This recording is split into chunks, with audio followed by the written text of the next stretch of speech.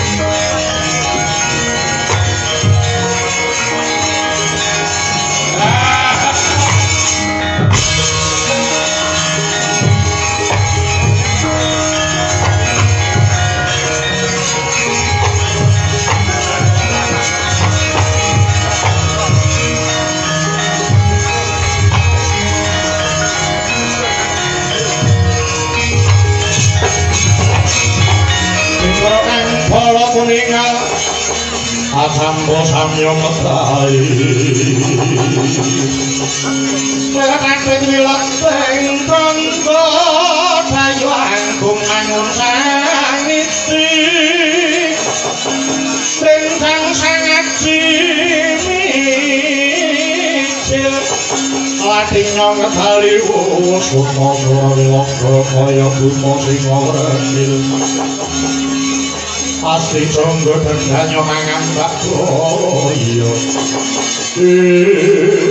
aku tau kula wonten dawu ingsun mudhun saka Pandhawa Mandura iki ana wanara putih kethok kenarang kowe wanara seta ngaku kowe iki sapa inggih katakan kula sinuwun nami kula pun Anoman lho iki ditepungake wae ingsun iki Narendra Mandura Prabu Baladewa. Anoman kula wonten dawuh, kowe ana parigawe apa? Lah kok kowe tekan kene?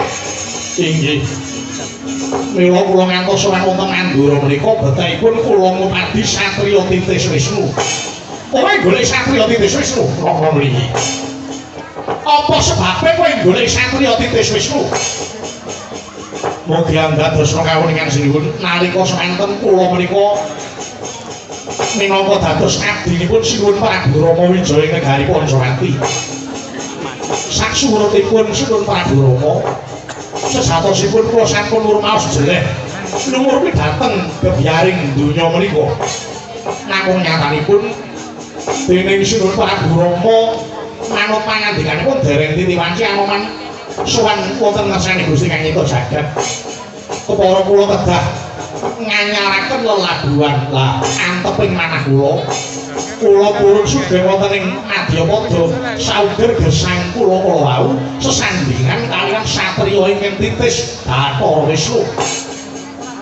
Manut boten ingkang kathah satriya titis Bathara Wisnu boten wonten sanes Kampo Jawi Raden Narayana ing Mandura. Mila kula sowan wonten ngarsa Paduka menika ngupati dhateng Raden Narayana. Wah, lah dalah. Atone kowe gelem urip yen sesandingan karo purun Bathara Wisnu. Napa mriki? Wah, cacahe penggemar Wisnu iki. Nang ndi kok digoleki. Tawang sari goleki Wisnu. Bukae oh ya kades. Iki sing menang iki lak kurang saking kula. Ngerti yo? Kyai Narayana ki sedulur kunom dina iki dheweke lagi lunga saka Banjar Katoman. Makaten iya. Lan tak jaluk kowe bali dhisik mergo aku bakal netepi kewajiban minangka dadi jagoning dewa. Menapa? Ngundurake mungsuh saka negara Dwaraka Kalestri Prabu Dwakala Kresna sing bakal ngeraman marang Kahyangan Suralaya. Mula kowe bali wae, mengko ya wektu yen Narayana wis bali, mengko tak kabari. Nyun pangapunten sinuwun. Menapa ketaring kula sabiyantu dhateng Paduka Sina Mandura. Kok ngono iki perang? Inggih. Kula boten badhe iris ningali dhateng kekiyataning parang muka. Kula menika awon-awon mantan Gimbong Senopati Swelagiri. Oh ngono iki. Dadi kowe bakal sabiyantu ngiras kantos menika. Dalan iku lha ngen kula kepengin pinanggih kalian titis Bathara Wisnu.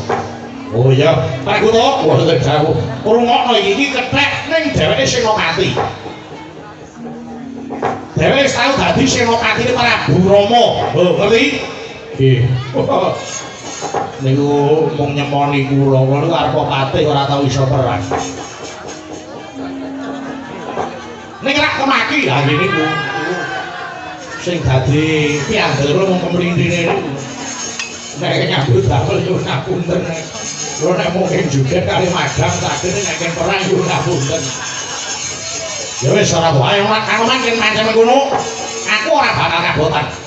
Wong menawa iki dadi jalaran kowe bisa ketemu lawan adikku Narayana kuwi. Apa wonten kamara kowe metu njaba. Undang wadya piliyana mak prajurit sing gamben-gamben. Bakalan depi tekan musuh sing bakal ngeraman Suraya. Kuwi kados dhewe saged. Sing beda gemuruh saking jroning negeri.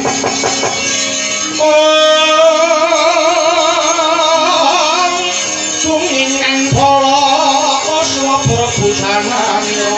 Sirsaya kalira. Sapa ing salane diarsa madangi jagat. Sumut-sumut amin aku saing gubir mertabak langsung irat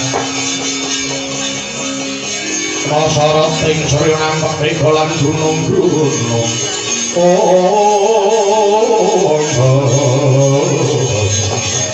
sang pasang dua prajurit ketinggal gilar-gilar lampain Pradyabala